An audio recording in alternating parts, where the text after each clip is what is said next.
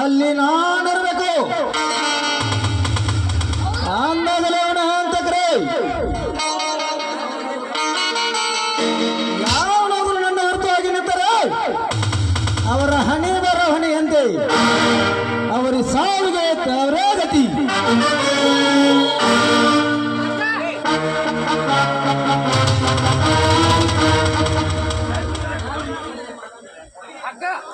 ನಾನು ಮಣಿದರೆ ಮಾರಮ್ಮನ ಗಂಡ ಚಂದಳ ಚೆಲುವರ ಮೇಂಡ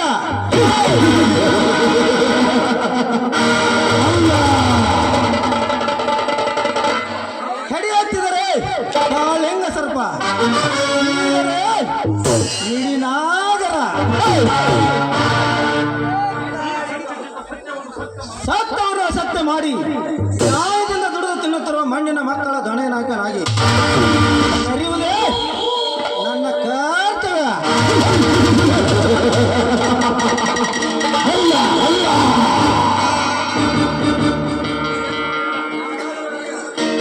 ಯಾರಾದರೂ ನನ್ನ ಹೊರತಾಗಿ ನಿಂತರೆ ಅವರ ಹಣೆ ಬರ ಹಣೆ ಎಂಬತ್ತಿ ಅವರ ಸಾವಿಗೆ ತಾನೇ ಗತಿ.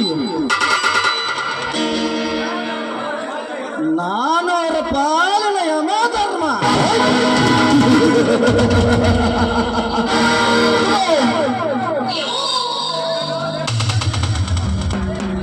ಗಂಗನ ಲೋ ಗಂಗನ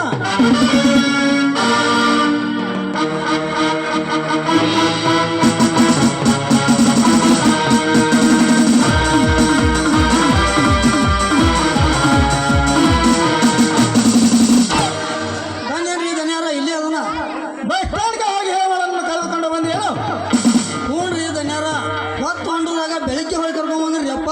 ಈಗ ಅವಳು ಎಲ್ಲಿ? ಹೇ ಮಾಯಮ್ಮ ಧನ್ಯಾರ ಅವ್ರ ಮನ್ಯಾಗಿಲ್ರಿ ಅಪ್ಪ. ಅವ್ರ ಎಲ್ಲೋ ಅವ್ರ ಫ್ರೆಂಡ್ಸ್ ಮನೆಗೆ ಹೋಗಿ ಬರ್ತಾನೆ ಅಂತೇಳಿ ಆಗ ಹೊತ್ತಿರೋದ್ರಾಗ ಬರ್ಗೊಡ್ದನ ಹೋಗಿದಾರ. ಇನ್ನೂ ಮನೆಗೆ ಬಂದಿಲ್ಲ ಅವ್ರ. ಇರ್ಲಿ, ಆ ಶಿವ ನನ್ನ ಕರೆದುಕೊಂಡು ಬರ್ತಾನಂತ ಹೋದ ಶೆಟ್ಟಿ ಇನ್ನೂ ಬರಲಿಲ್ಲ. ಅವನಿಗೆ ಸಮಯದ ಬೆಲೆನೇ ಗೊತ್ತಿಲ್ಲ.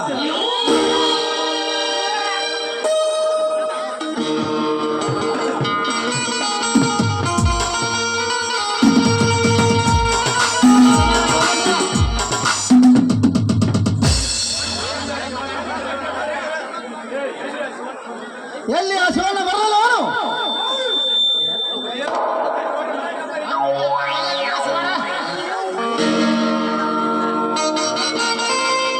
ನಮಸ್ಕಾರ ಶ್ರೀಮಂತರಿಗೆ. ಬಾ ಶಿವಣ್ಣ ಬಾ.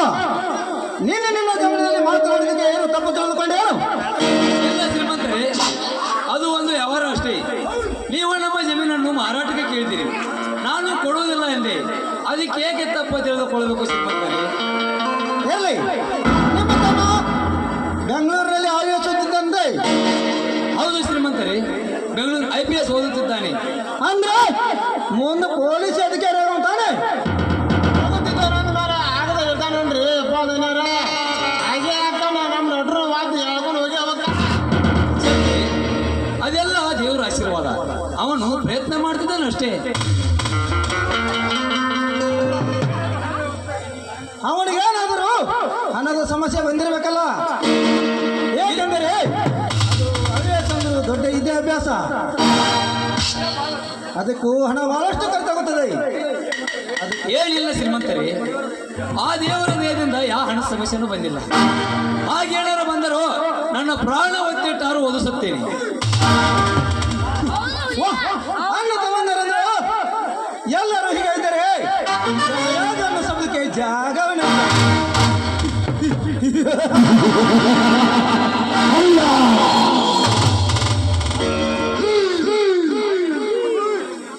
ಹಾಗೇನಾದ್ರು ಸಮಸ್ಯೆ ಬಂದರೆ ನನ್ನನ್ನು ಕೇಳು, ನಾನು ಸಹಾಯ ಮಾಡುತ್ತೇನೆ. ಹಾಗೇನಾರು ಸಮಸ್ಯೆ ಬಂದರೆ ನೋಡೋಣ ಶ್ರೀಮಂತರೇ. ತಮ್ಮ ನಮ್ಮ ಧನ್ಯಾಳು ಸಹಾಯ ಮಾಡಿದಾಗ ಎತ್ತಿದ ಕೈದಾರು ತಮ್ಮ ಶಟ್ರ ಅದನ್ನ ಮತ್ತೆ ಬಾಯಿ ಬಿಟ್ಟು ಬೇರೆ ಹೇಳ್ಬೇಕೇನ್ರಿ? ಅವರು ಸಹಾಯ ಮಾಡಿ ಮಾಡಿ ಮಾಡಿ ಇಲ್ಲಿಗೆ ಬಂದರು. ಶಿವಣ್ಣ, ನಿನ್ನ ಜಮೀನಿನ ವಿಚಾರ ಏನಾಯ್ತು? ಇಲ್ಲ ಶ್ರೀಮಂತರೇ, ಅದು ನಮ್ಮ ಪೂರ್ವಜತ್ರ. ಅದಕ್ಕೆ ನಾನು ಧಕ್ಕೆ ತರಲಾರೆ. ನಾನು ಆ ವಿಷಯವನ್ನು ಮರೆತು ನೀವು ಮತ್ಯಾವುದರ ಭೂಮಿಯನ್ನು ನೋಡಿಕೊಳ್ಳಿ. ಘಟ ಹೋದರೂ ಹಠ ಸಾಧಿಸಿ ಬಿಡುದಿಲ್ಲ ಜೀತನ ಕೆಲಸ.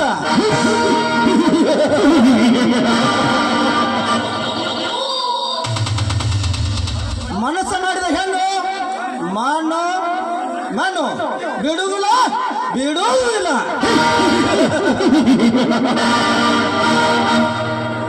ಅಂದರೆ ನಿಮ್ಮ ಮಾತಿನ ಅರ್ಥ ಶ್ರೀಮಂತರೇ? ನೋಡು ಶಿವನ, ಆಡಿನ ಭೂಮಿಯನ್ನು ಎಕರೆಗೆ 10,000 ರೂಪಾಯಿ ಖರೀದಿಸುವುದಿಲ್ಲ. ಅಂತದ್ರಲ್ಲಿ ಎಕರೆಗೆ 2 ಲಕ್ಷ ರೂಪಾಯಿಯನ್ನು ಕೊಡುತ್ತಾನೆ. ಸೋಮನ ಒಪ್ಪಿಕೊಂಡು ಆ ಭೂಮಿಯನ್ನು ಬಿಟ್ಟು ಬಿಡು. ಅಪ್ಪ ಏನಾರ ತಡ್ರಿ. ಅಲ್ರಿ ನಿಮ್ಗೆ ತಲೆ ಕೆಟ್ಟದೇನ್ರಿ? ನಿಮ್ ಅಲ್ರಿ ಅದೇನಾರ ಎಲ್ಲ ಜವಳ ಐತೆ ಹೊಂಟೈತ್ರಿ. ಅಂತ ಭೂಮಿಗೆ 2 ಲಕ್ಷ ರೂಪಾಯಿ ಕೊಡ್ತಾವಂತಲ್ರಿ. ನೋಡ್ರಿ ಶೆಟ್ರಿ, ನೀವು 2 ಲಕ್ಷ ಅಲ್ಲ, ನೀವು 10 ಲಕ್ಷ ಕೊಡ್ತೇನೆಂದ್ರು ಆ ಭೂಮಿಯನ್ನು ಬಿಟ್ಟು ಕೊಡುವುದಿಲ್ಲ. ಯಾಕಂದರೆ ಆ ಭೂಮಿಯ ಋಣ ನಮ್ಮ ಮೇಲಿದೆ. ಆ ಭೂಮಿಯ ಒಳಗಿನ ಅನ್ನದ ರಕ್ತ ನಮ್ಮ ಮೈಯೊಳಗೆ ಹರಿಯುತ್ತಿದೆ.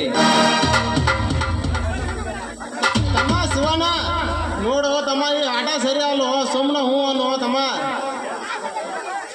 ನೋಡು ಶಿವನ, ಸೋಮನೆ ಹಠ ಮಾಡಬೇಡ. ನಿನಗೇನು ಬೇಕು ಕೇಳು. ನಿಮ್ಮ ತಮ್ಮನಿಗೆ ನೌಕರಿ ಬೇಕೇ? ಇದು ಅಲ್ಲದೆ ನೀ ಕೇಳಿದಷ್ಟು ಹಣ ಕೊಡುತ್ತೇವೆ. ಸೋಮನ ಒಪ್ಪಿಕೊಳ್ಳೋ ಶಿವನ. ಇಲ್ಲ ಶ್ರೀಮಂತರೇ, ಈ ಭೂಮಿಯನ್ನು ನಿಮಗೆ ಬಿಟ್ಟು ಕೊಟ್ಟರೆ ನನ್ನ ತಮ್ಮಂದಿರು ನನ್ನನ್ನು ಬಿಡಲು ಹಿಂಸಿರುವುದಿಲ್ಲ. ನನ್ನ ಕೆಲಸ ಗಟ್ಟಿ ಆದರೆ ನಾನು ಜೀವ ತೆಗೆಯಲು ಬಿಡುವುದಿಲ್ಲ.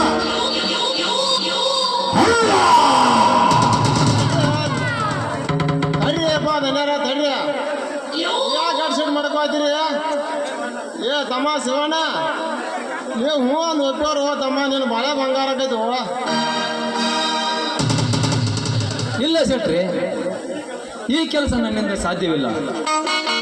ಯಾಕಂದರೆ ಇದು ನಮ್ಮ ಪೂರ್ವಜತ್ರ ಆಸ್ತಿ. ಅದಕ್ಕೆ ನಾನು ಧಕ್ಕೆ ತರಲಾರೆ. ನೋಡು ಶಿವಣ್ಣ, ನನ್ನ ಸೇವೆ ಬಯಸಿದರೆ ಜೀವ ತೆಗಿಲಕ್ಕೆ ಜೀವ ತೆಗಿಲಕ್ಕೆ ಸಿದ್ಧವಿದ್ದೇನೆ. ಆಯ್ತು ಶ್ರೀಮಂತರೇ, ನನ್ನ ತಮ್ಮಂದಿರನ್ನು ಒಂದು ಮಾತು ಕೇಳಿ ತಿಳಿಸುತ್ತೇನೆ. ನಾನು ಬರ್ತೇನೆ ಶ್ರೀಮಂತರೇ.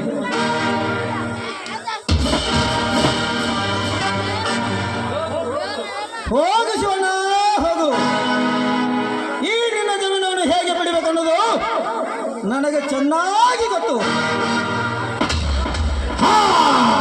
ಕತ್ತೆ ಬಡವ ಲಕ್ಷ್ಮಿ ತಾನಾಗೆ ಮನೆಗೆ ಬರ್ತಾನೆಂದು ಹೇಳಿದಾಗ ನಮಸ್ಕಾರ ಮಾಡಿ ಹೊಂಟಿದೆ ಅಂದರೆ ನಿನ್ನ ಸಾವು ಸಲಿಮೆ ಬಂದಂತೆ ಕಾಣಿಸುತ್ತದೆ. ಶಕ್ತಿ ನೋಡ್ರಿ ಅಪ್ಪ ಏನಾರ ಇಲ್ಲೇ ಅದನ್ರಿ, ಇನ್ನೂ ಸಜ್ಜಲ್ರಿ. ಇದಕ್ಕೊಂದೇನ್ರ ಪ್ಲಾನ್ ಮಾಡು. ಇದೇನು ನೋಡಿ ಸರಿ, ಇಂಥ ಪ್ಲಾನ್ ಮಾಡೋ ನಮ್ಮ ದಿವಸ ಇಟ್ಕೊಂಡು ಹೇಳ್ತೀರಿ. ಒಂದು 3 ದಿವಸ ಟೈಮ್ ಕೊಡ್ರಿ ಅಪ್ಪ ಅದೇನಾರ. 3 ದಿವಸ ಶಕ್ತಿ, 10 ದಿವಸ ಟೈಮ್ ತಗೋ. ಆದ್ರೆ ನಿನ್ನ ಪ್ಲಾನ್ ಸಕ್ಸಸ್ ಆಗಬೇಕು. ಆ ಜಮೀನು ಆಗಬೇಕು. ಏನಾರ ನಾನು ಹಾಡ್ತಂದ್ರ ಒಂದು ಕಟ್ನಾಗ 2 ತಗೊಳ್ರಿ ಅಪ್ಪ ಅದೇನಾರ.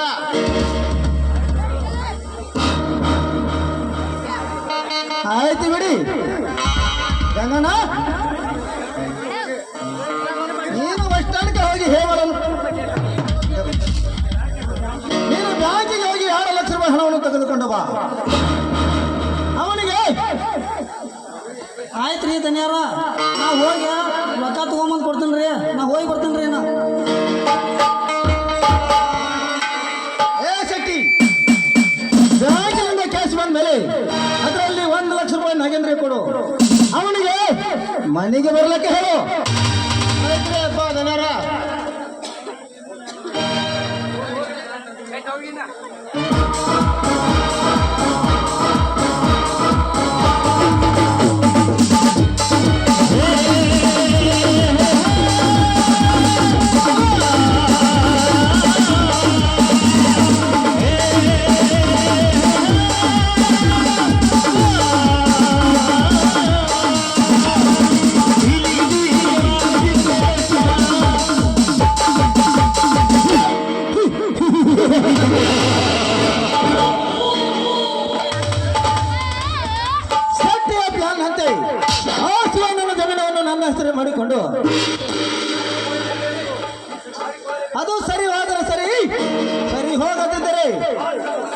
ಶಿವಾನನ ಕೊಲೆ ಖಚಿತ.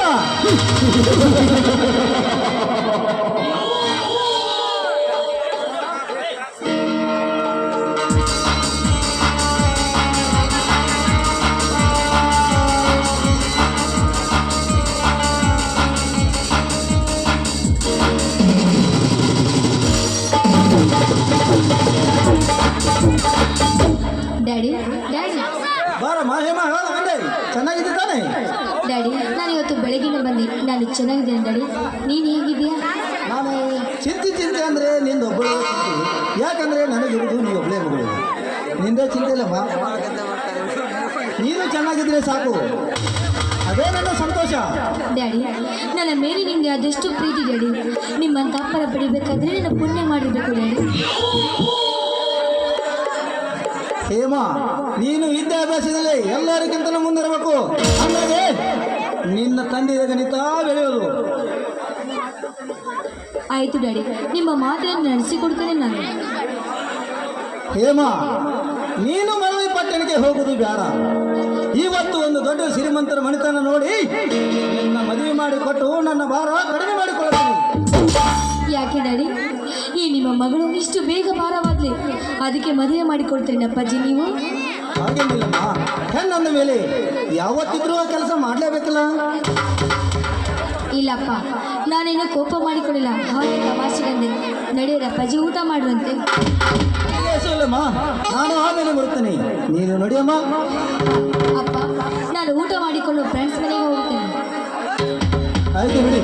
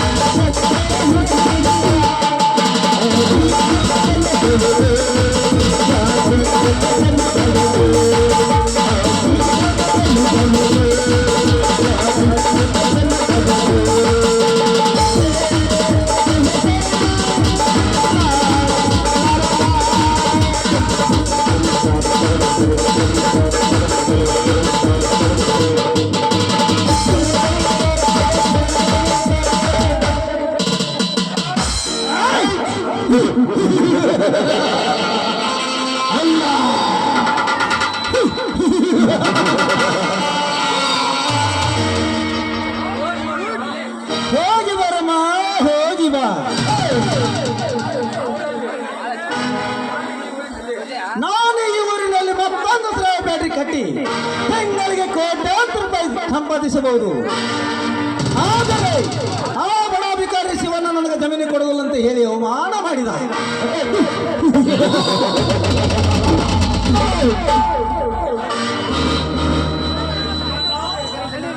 ಏ ಶಿವನ, ನಿನ್ನ ಮೇಲೆ ನಿನ್ನ 3 ಎಕರೆ ಜಮೀನನ್ನು ನನ್ನಂತೆ ಮಾಡಿಕೊಳ್ಳದಿದ್ದರೆ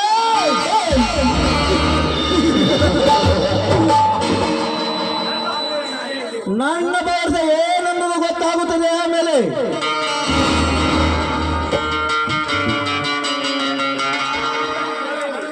ಆಮೇಲೆ ಇದ್ದೇ ಇದೆಯಲ್ಲ ನಿನ್ನ ಮಾಡಿದ ಕಾವೇರಿ ಕೂಡ ಕಾಮದಾಟ.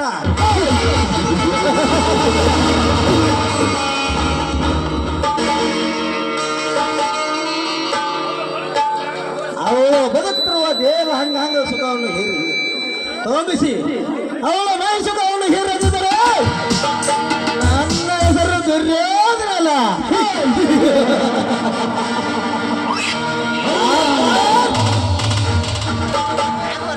ಅರ್ಥಾತ್ ನಾನು ಸತ್ತ ಜೀತನ ಅಲ್ಲ.